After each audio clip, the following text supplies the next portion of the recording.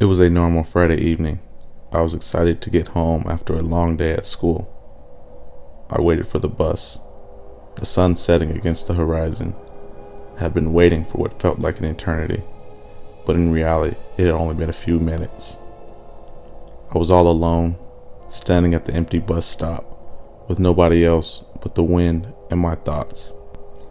The street was eerily quiet, apart from the occasional sound of a car driving past, and everything was still. I felt a chill run down my spine as I looked around. It was almost as if something was watching me from the shadows. I looked around anxiously, feeling a sense of dread, but I couldn't see anyone else. Just then, I heard a noise coming from the bushes nearby. I froze, my heart pounding in my chest. I slowly stepped closer to the bushes, expecting to find a wild animal. As I peered into the shadows, I saw something that made me take a step back in shock. A pair of eyes were looking back at me, glowing in the darkness. I stumbled backwards, my heart racing in my chest. I felt a sense of terror wash over me as I slowly stepped away from the bushes. I had never seen eyes like that before, and it sent shivers down my spine. I quickly turned my attention to the street, praying that the bus would come soon. Just then, I heard a strange sound coming from behind me. I slowly turned around and saw something that made my blood run cold. Standing in the middle of the street was a tall figure, shrouded in darkness. The figure seemed to be wearing a long, black coat, and it seemed to be staring directly at me. I felt a chill run down my spine, and my heart continued to race as I stood there, paralyzed by fear. The figure slowly began to move towards me, and I started to back away as it came closer. I felt my heart pounding in my chest, and I was sure I was going to faint. Just then, I heard the sound of an approaching bus, and a wave of relief washed over me. The figure stopped and slowly retreated back into the shadows as the bus pulled up to the stop. I quickly got on the bus and took a seat, my body trembling from fear. I looked out the window and saw the figure still standing in the street, its eyes still glowing in the darkness. The bus ride felt like it took an eternity, and when I finally reached my stop, I quickly ran home, my adrenaline rushing. I never told anyone about what happened that night, but even now, years later, I still remember the fear I felt when I saw those eyes staring back at me from the darkness.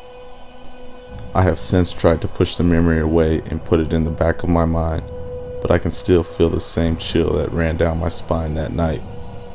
It was a feeling of terror like nothing I had ever felt before, and it's something that I will never forget.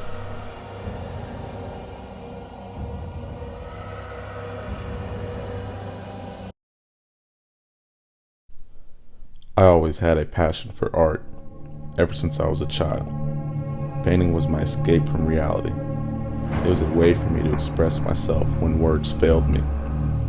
I never thought that my passion would lead me down such a dark and terrifying path. One day, I decided to try something new. I wanted to challenge myself and push my boundaries. I wanted to create a scary painting. I had never tried to create something like that before, but I was determined to succeed. I spent hours in my studio, painting a grotesque and terrifying scene. It was a scene of a dark, shadowy figure looming over a small, helpless child. The figure had eyes that seemed to follow you no matter where you stood, and its mouth was twisted with a grotesque smile. The child was frozen in terror, and you could almost feel their fear sweeping through the canvas. As I put the final touches on the painting, I couldn't help but feel uneasy. The painting seemed to come alive, and I could feel its malevolent presence in the room with me. I tried to shake off the feeling and decided to leave the painting in my studio for the night. That same night, I couldn't sleep. I kept having nightmares about the painting. I dreamt that the dark figure had come to life and was hunting me down. Its eyes bored into my soul, and its twisted smile sent shivers down my spine. I woke up in a cold sweat, and I knew that I had made a terrible mistake by creating that painting. The next morning, I went back to my studio to check on the painting. To my horror, the painting was gone. The canvas was empty, and there was no trace of the painting anywhere. I searched the room frantically, but the painting was nowhere to be found. Days turned into weeks, and I couldn't shake the feeling that the painting was still out there, somewhere in the world. I started to see glimpses of the dark figure everywhere I went, in the shadows, in my dreams, and even in my own reflection. I knew that I had to do something to stop the painting from causing any harm. I started to research ancient spells and rituals, hoping to find a way to banish the painting back to the canvas where it belonged. It was a long and grueling process, but I was determined to succeed. Finally, I found the spell that I needed. It was a complex ritual that required a lot of preparation and focus, but I was ready to take the risk. I gathered all the necessary ingredients and set up the ritual in my studio. As I started the ritual, I could feel the dark presence of the painting growing stronger. The room grew colder, and the air seemed to vibrate with energy. I pushed through my fear and focused on the spell, reciting the words with all the power I could muster. Suddenly, there was a blinding flash of light, and the painting appeared before me, hovering in midair. Its eyes were filled with hatred, and its twisted smile seemed to grow even wider. I could feel its power trying to break through the barrier I had created, but I refused to give up. I continued the ritual, pouring all my energy and focus into it. The painting grew weaker and weaker, and its dark presence started to dissipate. Finally, with a loud crack, the painting burst into flames and disappeared. I was left standing in the empty room, surrounded by the remnants of the ritual. I knew that I had succeeded in banishing the painting, but I also knew that I had been forever changed by the experience. I had come face to face with pure evil, and I had emerged victorious, but at what cost? I knew that I would never be able to fully forget this experience, as it has lingered with me throughout my 30s and 40s.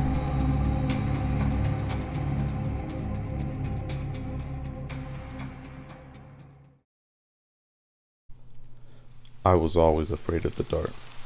As a child, I would turn the lights off in the hallway and sprint to my bedroom in hopes that my ankles wouldn't get grabbed. But as I grew older, my fear of the dark turned into a fascination. I started reading horror stories, watching scary movies, and exploring abandoned buildings. One night, I decided to explore an old abandoned hospital on the outskirts of town. I had heard rumors that the hospital was haunted, and that strange things happened there at night. I wasn't scared though. I had seen and heard it all before. As I explored the hospital, I couldn't help but feel like something was watching me. The hallways were dark and airy, and the air was thick with an unpleasant scent. I walked down a long, narrow hallway, my footsteps echoing off the walls. Suddenly, I heard a noise behind me. I turned around, and there was nothing there. I continued walking, and the noises grew louder. It sounded like someone was following me. I turned around again, but still nothing was there. I started to feel uneasy, like something bad was about to happen. I could feel my heart racing, and my palms were slick with sweat. Suddenly the noises stopped. The hospital was silent, except for the sound of my own breathing.